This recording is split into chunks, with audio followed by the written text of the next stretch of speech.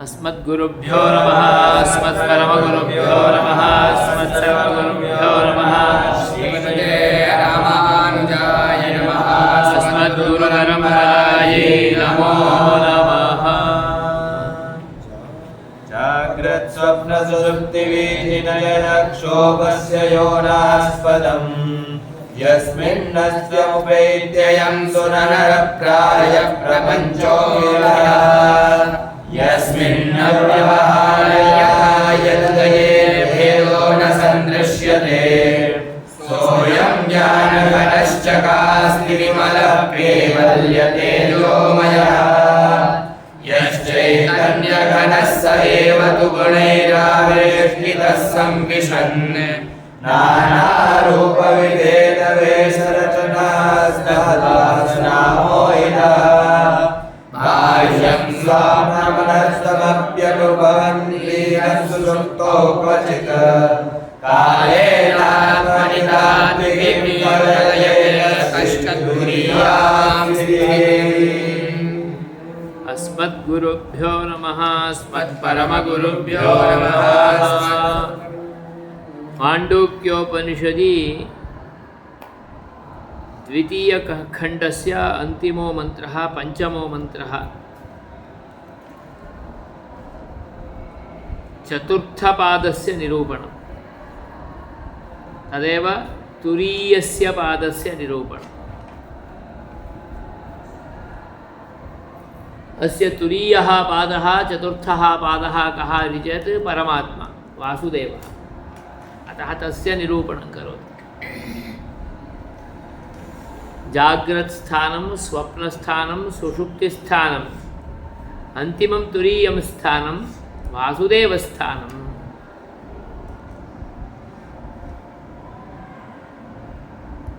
तन्निरूपयति। तत् चतुर्थं मन्यन्ते। चतुर्थपादः एवं रूपेण विद्यमानः सः वासुदेवः नारायणः, सः एव आत्मा। सः आत्मा आप्लव्याप्तौ सर्वत्र व्याप्य विद्यमानः। सर्वत्र व्याप्य विद्यमानं तम् आत्मानं वासुदेवं जानीयात्। स आत्मा स विज्ञेयः। विधि, वो आत्मा है, उनको जानना। ज्ञातव्यम् इति विधिवाक्यं तत्। नाम सर्वव्याप्य विद्यमानत्वेन रूपेण तं परमात्मानं विजानीयात्। अतएव परमात्मनः वासुदेवशब्देन कीर्तनं। वसति सर्वत्र स्वयं स्वस्मिन् सर्वान् अधिवासयति इति वासुदेवः। वासुदेवशब्दस्य व्युत्पत्तिः एव एतादृशी। सर्वत्र स्वयं वसति अन्तर्यामिरूपेण, प्रत्येकस्मिन् अणु रेणु तृण काष्ठादिषु सर्वत्रापि। एवं सर्वं स्वस्मिन् अधिवासयति, नियमने स्थापयति। स्वयं तत्र वसति, वसन् तस्य अधिवासं सः करोति। नाम तं स्वाधीने स्थापयति। नाम यथा एषः नियमयति तथा सः आत्मा सर्वोऽपि नियन्त्रितः भवति। अतः सः वासुदेवः। सः वासुदेवः आत्मा सर्वत्र व्याप्य विद्यमानः। अतएव विशुर्व्याप्तौ इति धातुः विष्णुशब्दस्यापि। सः आत्मा वासुदेवः विष्णुः कः? नराणाम् अयनरूपेण विद्यमानः। अयनम् आधाररूपेण, आश्रयस्थानरूपेण विद्यमानः सः विष्णुः वासुदेवः नारायणः विज्ञेयः। अतएव नारायण गायत्री अस्ति खलु। किमिति नारायणाय विद्महे वासुदेवाय धीमहि तन्नो विष्णुः प्रचोदयात्। सर्वेपि एते त्रयः अपि शब्दाः विष्णोः नारायणस्य वासुदेवस्य सर्वत्र व्याप्य विद्यमान व्युत्पत्तिपूर्णाः शब्दाः तत्तादृशं भगवतः स्वरूपमेव साक्षात् ख्यापयति अवगमयति। अतः एते सर्वे त्रयः अपि मन्त्राः शब्दाः परमपुरुषस्य वाचकाः व्यापकमन्त्ररूपेण विद्यमानाः। एतदाधृत्यैव नारायणगायत्री अपि समागता। तादृशः सः आत्मा विज्ञेयः स एव चतुर्थः पादः। तं चतुर्थं मन्यन्ते कं तं पादं कीदृशम् अद्वैतं पादं शिवं पादं शान्तं पादं यस्मिन् नारायणे वासुदेवे विष्णौ सम्पूर्णः प्रपञ्चः उपशमनं प्राप्नोति लयं प्राप्नोति। तत् प्रपञ्चोपशमस्थानं शान्तिस्थानं। शान्तिस्थानम् इति तु वयं प्रत्यहं जानीमः तृतीये पादे एव सुषुप्ति अवस्थायामेव। अतः तत्तादृशं स्थानं तत् शान्तम् एकीभूतः भवति आत्मनि। अतः ऐक्यं प्राप्नोति एकः भवति द्वितीयः इति स्वां पृथक् अवगन्तुमपि न पारयति। स्वकीयं नामापि नास्ति रूपमपि नास्ति। अतः द्वितीयं न अद्वैतं स्वरूपम् एकीभूतम् अद्वैतं स्वरूपं तत् शान्तं शिवम् अद्वैतं प्रपञ्चोपशमम् इदं स्थानं चतुर्थं। तत् चतुर्थम् इति के ऋषयः क्रान्तदर्शिनः ये वर्तन्ते तत्त्वज्ञान साक्षात्कारकुशलाः ते मन्यन्ते। अतः ऋषीणाम् इदं दर्शनं यतोहि ऋषीणां कृते भ्रान्तिरेव न भवति। येषां न भ्रान्तिः सर्वदा प्रामाणिकमेव दर्शनं ते एव ऋषयः। तादृशानां ऋषीणाम् इदं मननं ते केवलं यद् मनसि आगतं तदेव नोक्तवन्तः। तत् सम्पूर्णरूपेण विचिन्त्य मननं कृत्वा यत् सारभूतम् अपेक्षितं तदेव अपेक्षितैः अवश्यापेक्षितैः शब्दैः एव तम् अर्थतत्त्वं ते प्रकाशयन्ति। अतः सः वेदवाणी विलासरूपेण समायाति। तत्तादृशः अयं परमपुरुषः चतुर्थस्थाने विद्यमानः। तदेव स्थानं प्रपञ्चोपशमस्थानं। तत् कीदृशम् ऐकात्म्यप्रत्ययसारभूतं तत्। यद्यपि सुषुप्तिस्थाने एव एकीभावः वर्तते परन्तु सः एकीभावः एकीभावो नास्ति। एषः एकीभावस्य सारभूतः वासुदेवः नारायणः विष्णुः चतुर्थस्थानीयः तुरीयः। अतः यद् ऐकात्म्यभावादिकं वर्तते तस्य सारमिदम्। एषः परमपुरुषः एकीभावेन अस्मान् स्वस्मिन् स्थापयति। अतः वयं तस्मिन् एकीभावरूपेण भवितुमर्हामः। यदा च अस्माकं कर्म परिपाककालः आयाति तदानीं सः स्वीयादेव शरीरात् अस्मान् विमोच्य बहिरानयति विस्तारयति स्वयम् अस्माभिः सह भवति। अस्माकीनं यत् कर्मानुगुणं भोगादिकं वर्तते तत् अस्मत्कृते तदनुगुणमेव सर्वथा भवेत्। तदर्थम् अस्माभिः सहैव कार्यकालेपि प्रपञ्चकालेपि अन्तर्यामिरूपेण अवतिष्ठते।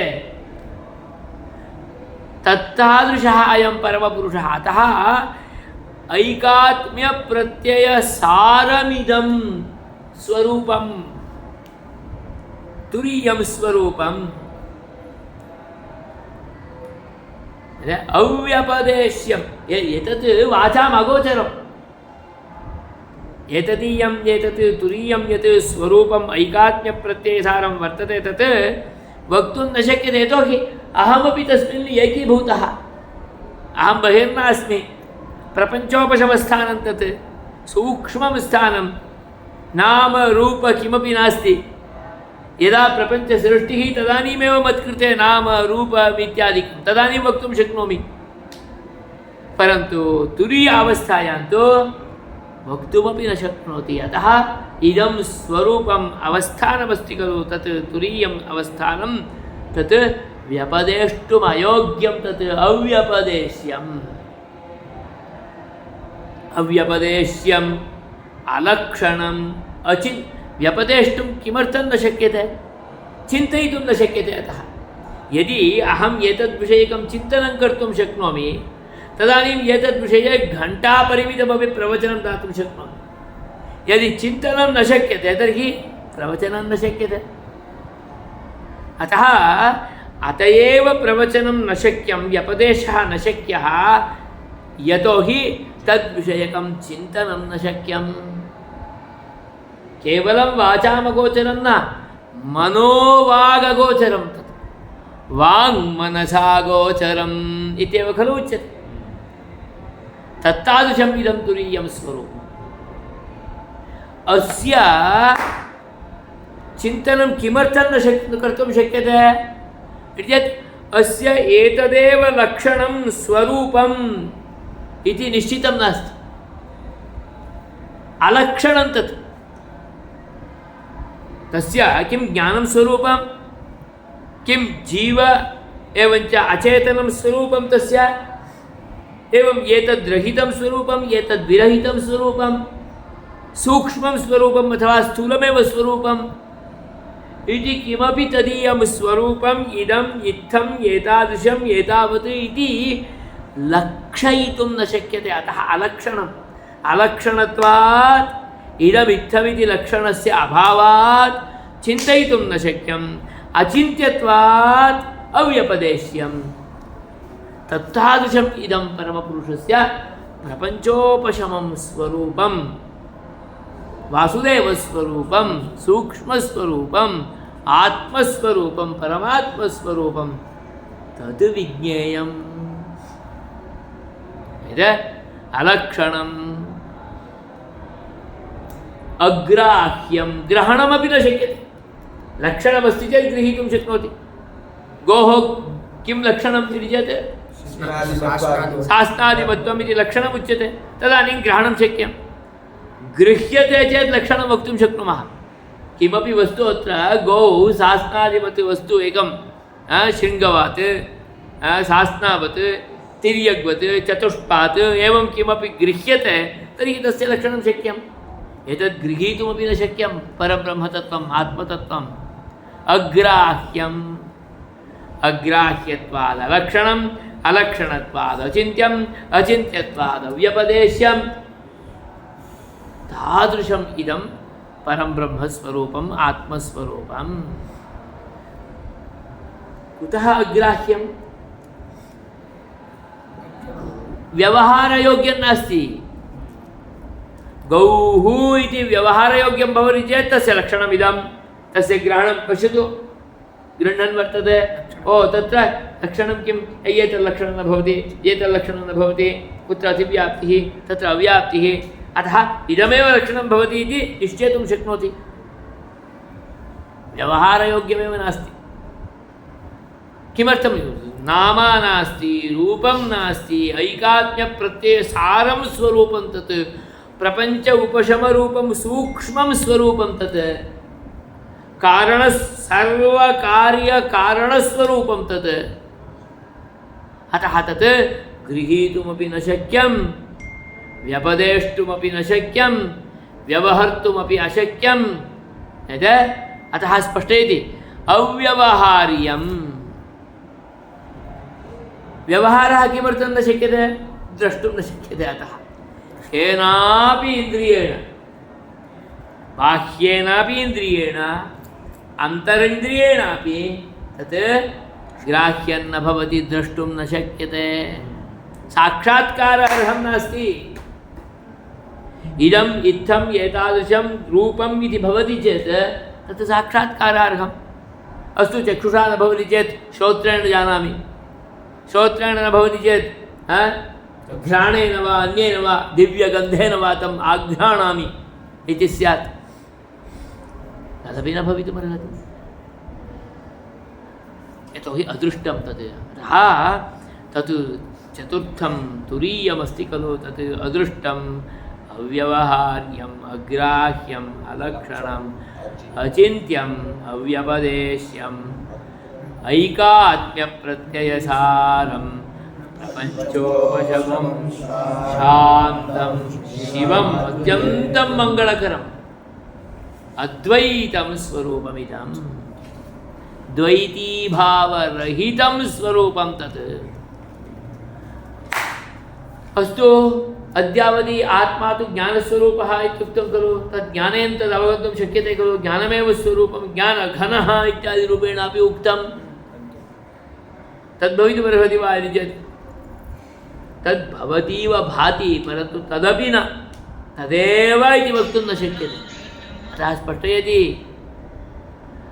नान्तः प्रज्ञन्न बहिः प्रज्ञन्नो बहिरः प्रज्ञन्न प्रज्ञम्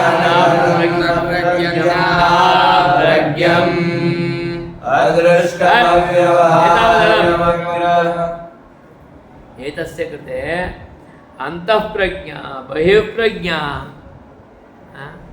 उभयतः प्रज्ञा उभयतः पार्श्वतः प्रज्ञा उपरिष्टात् अधस्तात् यतोहि ज्ञानघनः इत्युक्तं खलु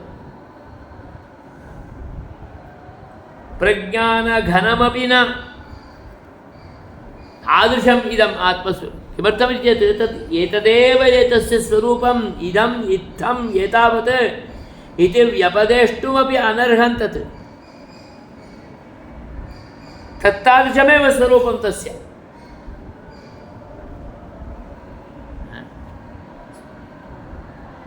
उच्यते खलु केनोपनिषदादिषु अमतं मतं मतमता मतं स्तुतं परिनिन्दितं भवति इति उच्यते यस्या मतं तस्य मतं मतं यस्य न वेदसः विज्ञातमविजानताम् यः जानाति स्पष्टरूपेण इति वक्ति सः न जानाति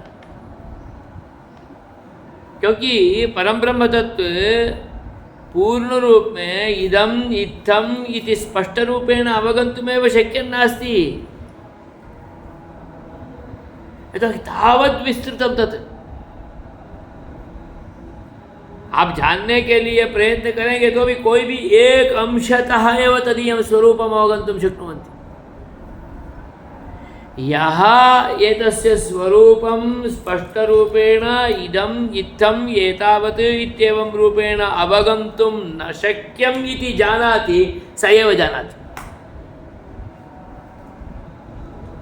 ओके यस्य यत् वास्तविकं स्वरूपं सः तत् प्रामाणिकरूपेण जानाति चेत् जानाति इति वक्तव्यम् एतदेव एतस्य प्रामाणिकं स्वरूपं किम् इदमित्थत्वेन रूपेण ज्ञातुं न शक्यते इत्येतदेव स्वरूपं तत्स्वरूपं जानाति चेत् सः जानाति अतः वदति अविज्ञातं विजानतां विज्ञातम् अविजानतां ये न जानन्ति इति ये जानन्ति ते जानन्ति ये जानन्ति इति जानन्ति ते न जानन्ति अतः इदम् उभयप्रज्ञमपि न अन्तःप्रज्ञमपि न बहिःप्रज्ञमपि न प्रज्ञानघनमपि न अप्रज्ञमपि न ज्ञानरहितं तत् इति वदामः चेत् तदपि न प्रज्ञं न अप्रज्ञं तादृशम् इदम् आत्मतत्त्वं प्रपञ्चोपशमं तत्त्वं सूक्ष्मं तत्त्वम् अद्वैतं तत्त्वम् ऐकात्म्यप्रत्ययसारं तत्त्वम् अलक्षणम् अग्राह्यम् अव्यपदेश्यम् अचिन्त्यं वाचाम् अगोचरं वाङ्मनोगोचरं तादृशम् इदम् आत्मतत्त्वं सः आत्मा चतुर्थः तुरीयः इत्येवं रूपेण ऋषयः क्रान्तदर्शिनः मन्यन्ते। सः त्वया विज्ञेयः इति ऋषिः आदिशति। ऋषिः विधत्ते, विधिवाक्य है, विधिवाक्य को छोड़ नहीं सकते। कुरु इति चेत् कर्तव्यमेव, विज्ञेयः इति चेत् विज्ञातव्यमेव। तदत्र सुबोधिनी भाष्यम् अस्माकं पाठ्यग्रन्थरूपेण विद्यमानः। कुत्र आयाति? अथ तुरीयं पादं निरूपयति नान्तरिति नान्तः प्रज्ञम् इत्यादिना। तुरीयं पादम् अस्य आत्मनः किमिति? जाग्रदाद्यवस्थात्रयतः उत्तीर्णः। जाग्रदवस्था, स्वप्नावस्था, सुषुप्त्यवस्था इति एतासु अवस्थासु यः आत्मानं ज्ञात्वा उत्तीर्णः भवति, नाम अग्रे गच्छति इत्यर्थः। अत्र आत्मतत्त्वस्य अवगमनं कर्तुं समर्थः यः सः इत्यर्थः। नाम तत्र उक्तं खलु, सप्ताङ्गः एकोनविंशतिमुखः बहिःप्रज्ञः इति अन्तःप्रज्ञः इति अभयो अपरत्र प्रज्ञानघनः इत्येवं रूपेण एकत्र अन्तःप्रज्ञोऽपि न बहिःप्रज्ञोऽपि न इत्येवं रूपेण इदानीं विद्यमानम् एतत् ज्ञातुं शक्नोति। यतोहि तत्र तु एकोनविंशतिमुखः, अत्र मुखमपि नास्ति, प्रज्ञा एव मुखं।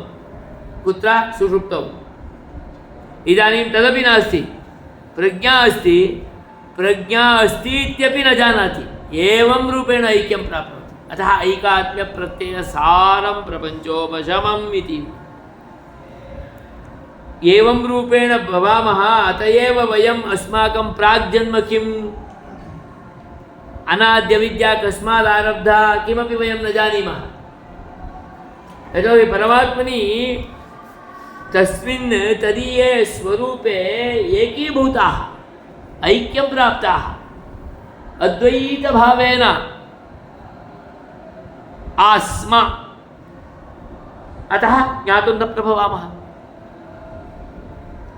अतः स्पष्टयति अत्र, एतासु त्रिषु अवस्थासु यः उत्तीर्णः यद् प्रकृतिबन्धविनिर्मुक्तस्वरूपमापन्नः, इतना स्पष्ट करते हैं।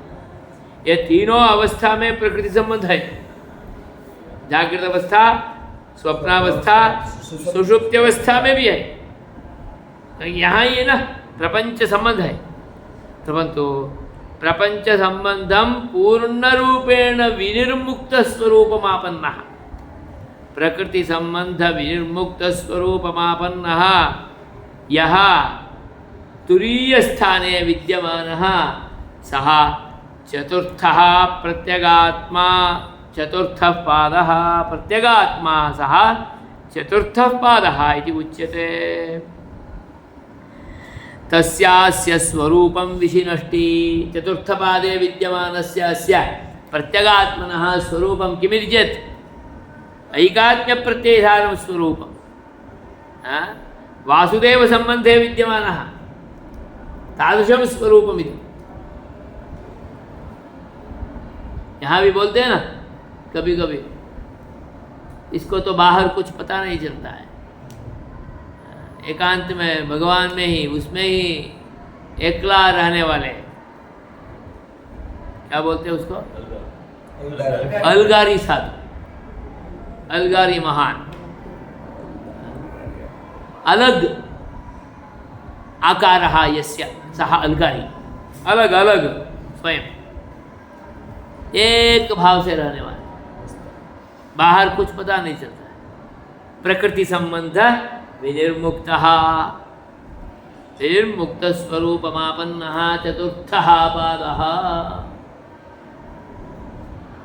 प्रकृति संबंध सहितः संबंधः, बाद में ही पूरा महीना उसमें चला जाता है। केश विन्यासादिष्वेव रताः, श्मश्रु विन्यासे रताः, शरीरस्य अंगांग विन्यासादिषु विरताः। प्रकृति संबंधे विद्यमानाः, परित्यक्त प्रकृति संबंधाः इमे चतुर्थपादस्थाः। तस्यास्य स्वरूपं विशिनष्टि किमिति नान्तः प्रज्ञं तत्कृते अंतःप्रज्ञापि नास्ति। अंतःप्रज्ञं न अंतःप्रज्ञं नाम स्वप्नावस्था व्यावृत्तिः, स्वप्नावस्था न भवति। अंतःप्रज्ञा अस्ति चेत् स्वप्नावस्था, बहिःप्रज्ञा नास्ति चेत् जागृतावस्था नास्ति।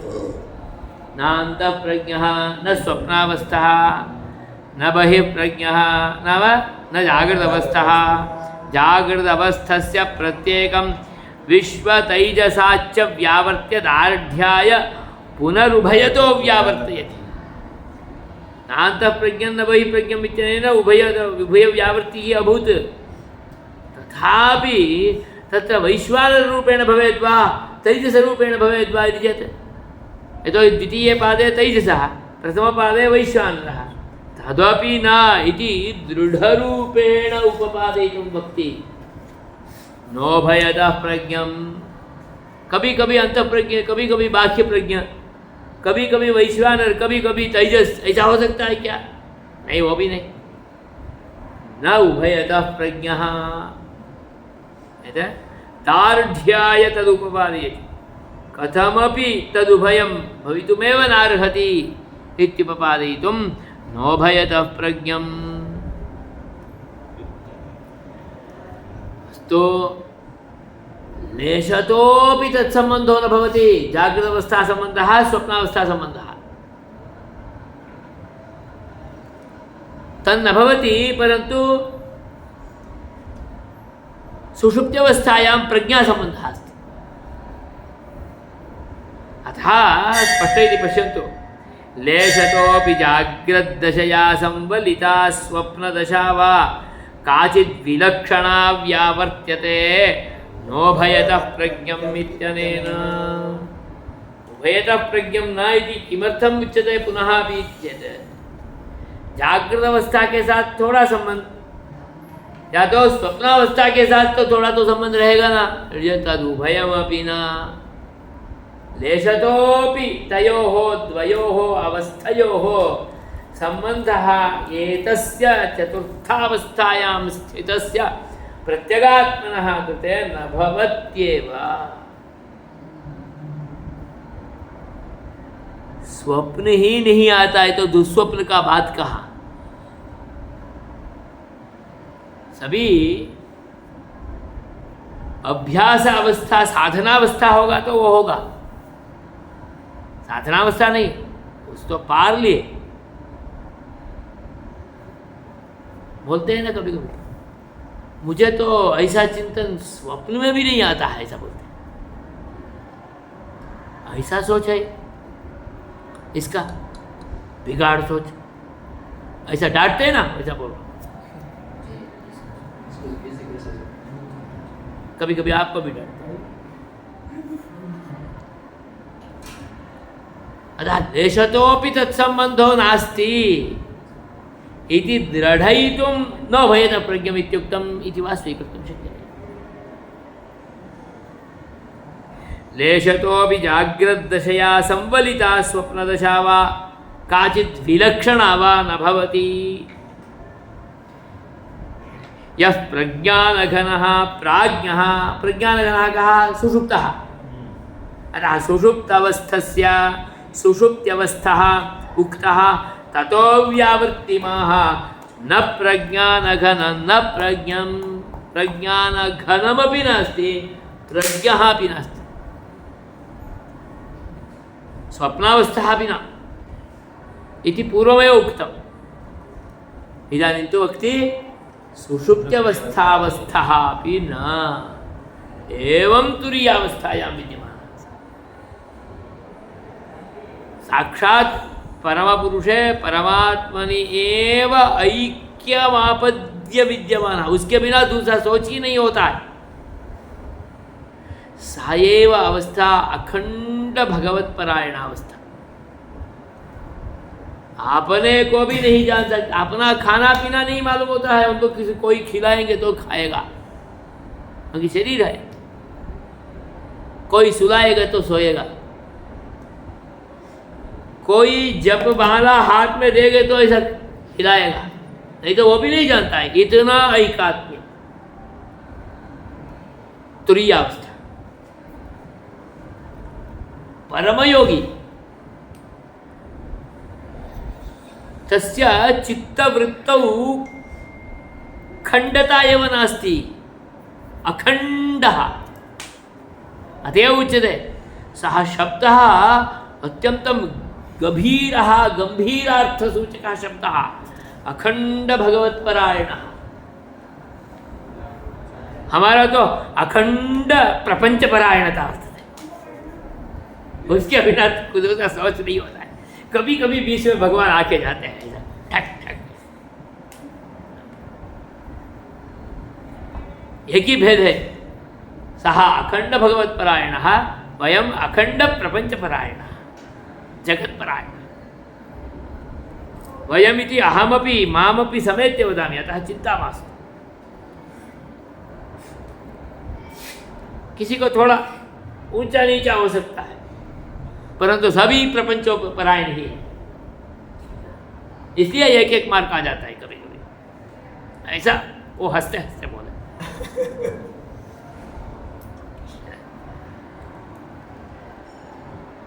विद्यापरायणः भवामः चेत् अखण्डवृत्तिः विद्यायां भवति सम्यक् अधिगच्छामः उपपादयामः प्रवचनं कुर्मः लिखामः बोधयामः अनुसन्धानमपि कर्तुं शक्नुमः अन्यथा न भवति अस्तु प्रसङ्गात् न प्रज्ञानघनं न प्रज्ञं प्रतियोगी समर्पक प्रज्ञानघन शब्दः न अवयवार्थं बोधयति शुद्ध प्रत्यगात्मनि तन्निषेध अयोगात् किन्तु सुषुप्त्यवस्थं पूर्वप्रकृतं तदेवं व्यावर्तने किमयमन्ततो व्यपेतज्ञानः तत्राह न प्रज्ञम् अस्तु न प्रज्ञानघनमित्युक्तं ततोपि अग्रे किमर्थं न प्रज्ञमित्युक्तं खलु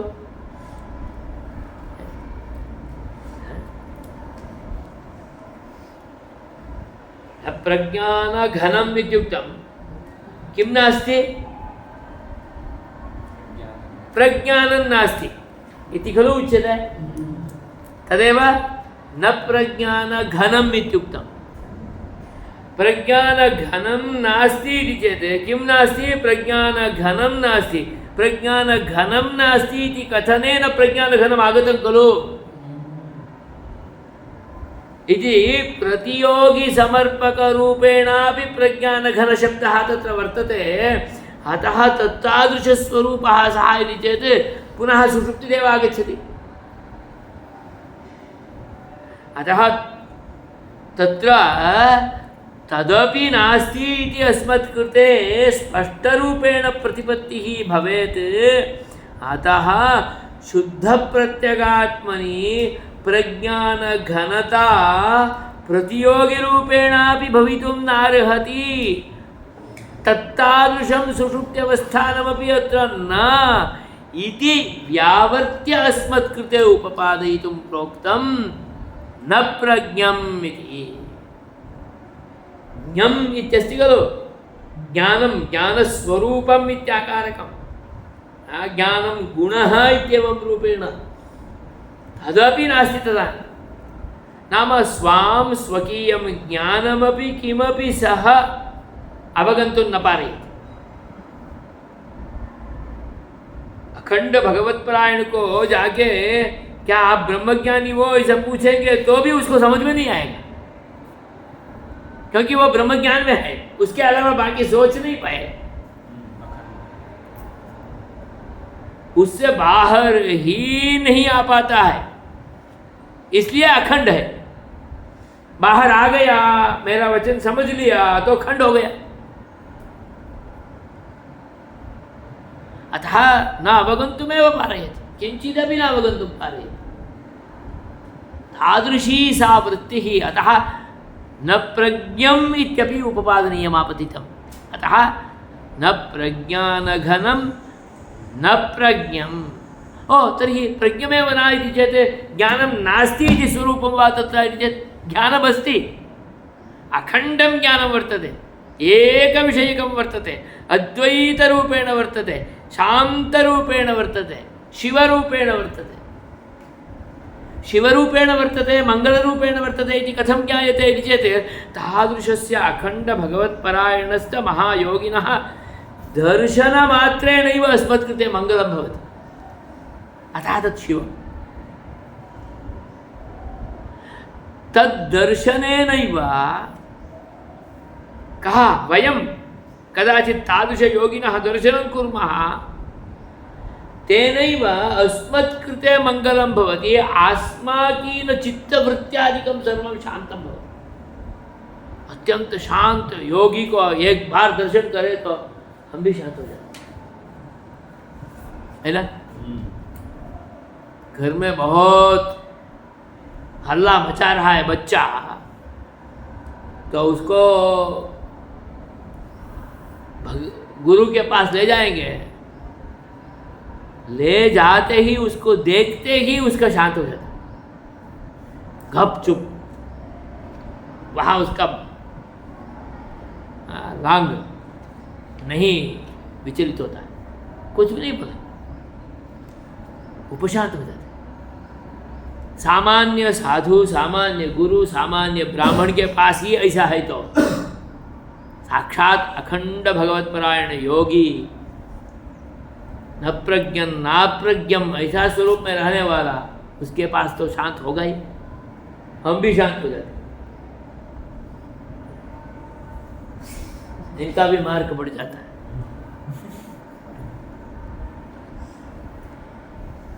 अनध्येतापि अध्येतुं प्रवर्तते, वो शिक्षक का गुण है।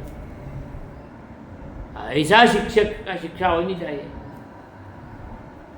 कि उनके पास जाके बैठ के पढ़ते पढ़ते अनपढ़ भी पढ़ाई में आगे बढ़ना चाहिए, प्रेरणा मिल जाना चाहिए, मिलते हुए वो आगे बढ़ना चाहिए।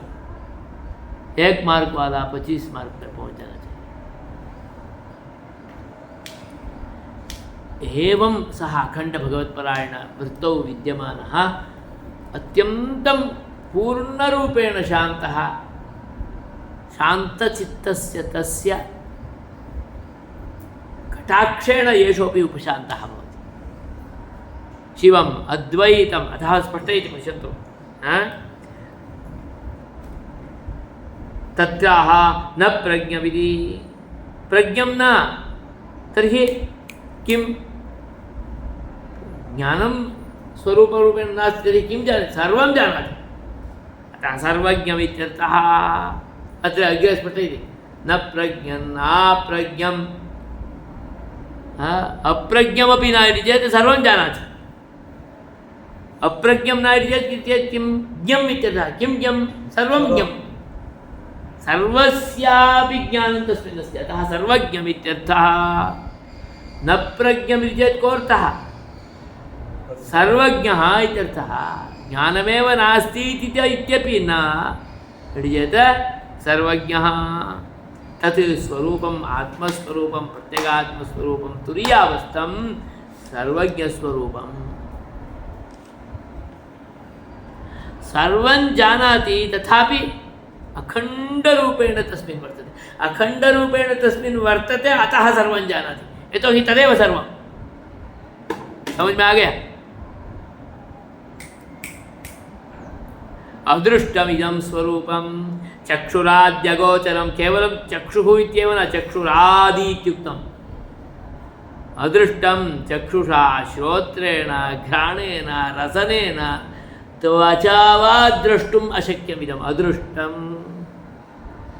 यद्यपि प्रत्यगात्मस्वरूपं जाग्रदादिदशायामपि चक्षुराद्यगोचरमेव, अथापि भूतसङ्घात उपाधिद्वारा औपचारिकं दृष्टत्वादि तत् प्रसजति तदपि नेहेत्याशयः। सत्यं प्रत्यगात्मस्वरूपं जागृतावस्थायामपि द्रष्टुं न शक्यं, स्वप्नावस्थायामपि प्रत्यगात्मस्वरूपं द्रष्टुं शक्यं वा? नास्ति। सुषुप्त्यावस्थायामपि नास्ति।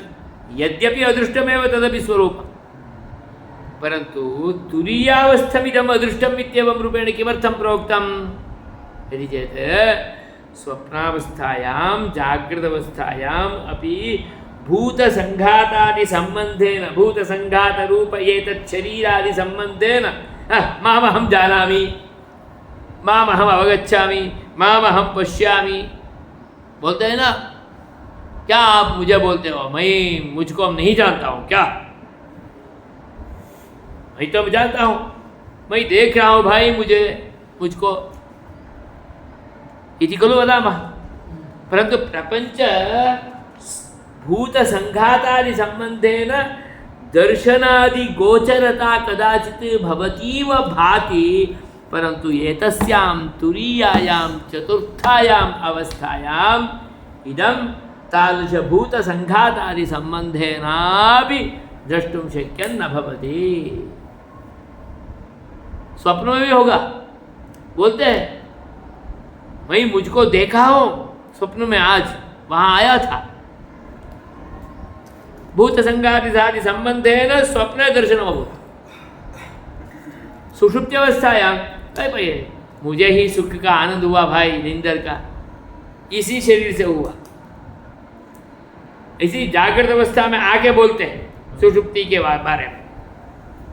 तदानीमपि कदाचित् भूतसङ्घातादि संबंधेन दर्शनमस्ति इत्येव भाति, परन्तु तुरीयावस्थायां, आत्मावस्थायां, मोक्षावस्थायां परमपुरुषे ऐक्यभावं यदा प्राप्तः, सायुज्यरूपां मुक्तिं प्राप्तवान्, तदानीं तो तुरीयावस्थायां तदपि न अवगन्तुं शक्नोति, अखण्डरूपेण तस्मिन् वर्तते।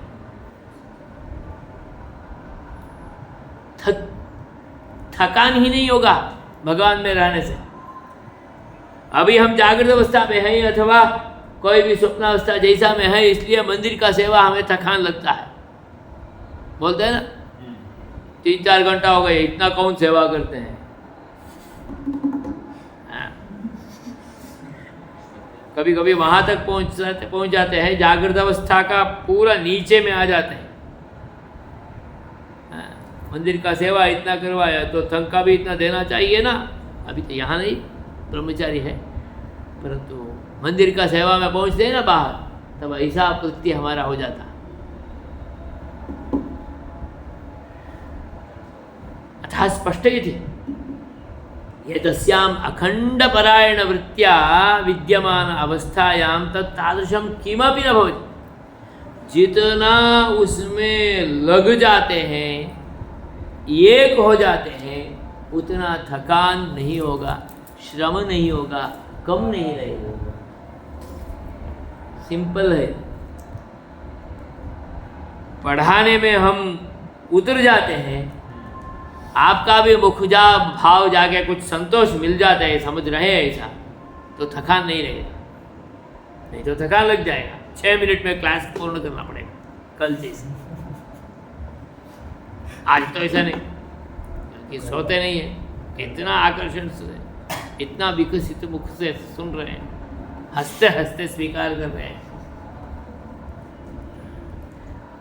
बोला हुआ हर एक विषय 1 मार्क वालों को भी अंदर उतर रहा है, तो किसको आनंद नहीं आएगा? थकान होगा ही नहीं। 2 पीरियड क्या, 3रा पीरियड भी खींच सकते है ना। एवम् अव्यवहारतः वदति जागृतवस्थायामपि चक्षुराद्यगोचरमेव अथापि भूतसङ्घात उपाधिद्वारा औपचारिकं दृष्टत्वादि तत्र प्रसजति तदपि इह न इत्याशयः। अव्यवहार्यं लौकिक सर्वव्यवहार अनर्हम्। अव्यवहार्यमिदम् आत्मस्वरूपं तुरीयावस्थायां विद्यमानं तुरीयावस्थं स्वरूपं तत्पूर्वमपि उक्तम्। अग्राह्यं मनसापि अग्राह्यम्, इन्द्रियेण ग्रहीतुं न शक्यमिति चेत् मनसा भवितुमर्हति वा चेत् तदपि न। वाङ्मनो अगोचरं मनसो अगोचरम् अग्राह्यम् अलक्षणम्। अयम् अस्य आत्मनः वर्णः इति वर्णेन जात्या वा उपपादयितुं न शक्यम्। आत्मतत्व ब्राह्मण जाति का आत्मा है ऐसा होगा क्या? कुछ नहीं, आत्मा तो आत्मा है, सब कुछ चला गया बाद तुरीयावस्था। जाति वर्णादि लक्षण शून्यम अचिन्त्यं चिन्तयितुमपि न शक्यम्। इदम् इत्थम् इति केवलया बुद्ध्यापि चिन्तयितुं शक्यं नास्ति। तत्तादृशम् इदम् अव्यपदेश्यं, व्यपदेष्टुं न शक्यं। देवो वा मनुष्य, आत्मा कौन का किसका जाति है वो भी समझ में नहीं आया, तो यह क्या देव है क्या? वो भी नहीं। मनुष्य है क्या? वो भी नहीं। किमपि न भवति तत्र इत्यादि व्यपदेश अनर्हम् ऐकात्म्य प्रत्ययसारम्। एकात्मभावः जागृतावस्थायामपि आसीत्, स्वप्नावस्थायामपि आसीत्, सुषुप्त्यवस्थायामपि आसीत्, परन्तु इदानीं तुरीयावस्थायाम् ऐकात्म्य प्रत्यय सारावस्था एषा। ऐकात्म्य प्रत्यय सारम् इदं। स्वप्नावस्थायां माया तिरोहित स्वरूपः न यथावन्मन्यन्ते स्वस्वरूपं, किन्तु अहमेव आकारो अयमेव आकारः अद्यैवम् आकारः अस्मि पूर्वमेवम् आकारः आसम् इत्यादि भौतिकानि वा अभौतिकानि वा किमपि भौतिकानि विषयरूपाणि अध्यस्य आत्मनि विविधात्मप्रत्ययाविष्टो भवति, न प्रत्ययाविष्टो भवति। न इति पूर्वमेव उक्तं, किन्तु न भवति इत्यर्थः। सुषुप्तौ तु विलुप्त प्रत्यय, सुषुप्ति में प्रत्यय नहीं है, ज्ञान नहीं है। तत्पूर्वं ज्ञानमासीत्, इदानीं ज्ञानसाररूपेण भवति। एतत् अवस्थात्रयेभ्यः यदा विनिर्मुक्तः असंसार्यवस्थस्तु, इदानीं तु संसारे नास्ति, संसारे नास्ति इति चेत् असंसारी। संसारावस्थः त्रिषु अवस्थासु विद्यमानः, संसारात् विनिर्मुक्तः असंसारावस्थः, तदेव तुरीयावस्थः। असंसारावस्थः असंसार्यवस्थः सर्वदा आत्मानमेकमेव विषयं, तद्विना अन्यः विषयः एव नास्ति। एकमेव विषयम्, अखण्डभगवत्परायणः एकमेव विषयं ब्रह्मात्मकमेव च अनुभवति, ब्रह्मात्मकमेव तमेव अनुभवति, तद्विना अन्यत् किमपि नास्ति। अतः ऐकात्म्यप्रत्ययसारः अयमात्मा तुरीयावस्थः। अतः तदानीं प्रपञ्चं पूर्णरूपेण उपशान्तं भवति। भौतिकरूपेणापि प्रपञ्चो न भवति, ज्ञानरूपेणापि प्रपञ्चो न भवति, अंशरूपेणापि प्रपञ्चो न भवति। प्रपञ्चः पूर्णरूपेण उपशमं प्राप्तः, लयं प्राप्तः, तद्विषयकप्रत्ययः ईषदपि न भवति। अतः प्रपञ्चोपशमः देवादि सर्वप्रपञ्चः पूर्णरूपेण अस्य उपशान्तं भवति। यस्य उपशाम्यति सः प्रपञ्चोपशमः शान्तं। तत्र कामक्रोधलोभमोहमदमात्सर्यरूपेण यत् ऊर्मिषट्कं वर्तते तत् किमपि न भवति तदानीम्, ऊर्मिषट्करहितम्, अतः शान्तः। कामक्रोधादिकमस्ति चेदेव अशान्ति। कामक्रोधलोभ मोह होगा तो अशांति। हमें मोह से ज़्यादा होता है, शांति नहीं मिलती, बैठ नहीं पाते। एक लेक्चर हो रहा है, पौने घंटा का है, 1 घंटा का है, नहीं बैठ पाते, क्योंकि मोह प्रपञ्चमोहः ऊर्मिषट्कं तत्र भवति अत्र तु ऊर्मिषट्करहितम् इदं स्थानं चतुर्थं स्थानं तत् शिवं सुखमयम् अद्वैतम् एकमेव भावं तत्र अस्ति एकभावः अपेत देवादिवैषम्यतया देवतिर्यं मनुष्यस्थावरादि विषमता तत्र न भवति समः समरूपेण विद्यमानः सर्वथा सर्वतो विशेषात् अद्वैतम् वैषम्यतया सर्वतः विशेषात् वैषम्यता नास्ति एकभावेन वर्तते अतः एषः अद्वैतः तत्तादृशम् अद्वैतं चतुर्थं मन्यन्ते चतुर्थम् इदम् इति मन्यन्ते यते ऋषयः मन्यन्ते सः आत्मा चतुर्थः आत्मा सः विज्ञेयः सः ज्ञातव्यः तदीयं चतुर्थं स्वरूपमेव अस्माभिः आत्मनः अवगन्तव्यं किमर्थं विमुक्तये मुक्ति के लिए हमें प्रपंच से मुक्ति पाना है तो हमें आत्मा का चतुर्थावस्था का पूर्ण रूपेण परिज्ञान प्राप्त कर लेना विज्ञेयः विमुक्तये इति शेषः इति अयं चतुर्थः पादः पूर्णः नान्तः प्रज्ञं न बहिः प्रज्ञं नो वयतः प्रज्ञं न प्रज्ञानगणं न प्रज्ञं प्रज्ञम्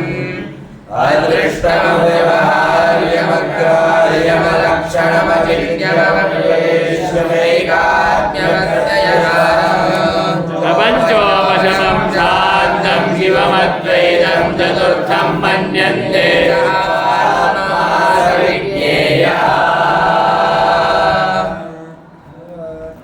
इति द्वितीयः खण्डः अथ तृतीयः खण्डः तदग्रिमे वर्गे आलोकयामः।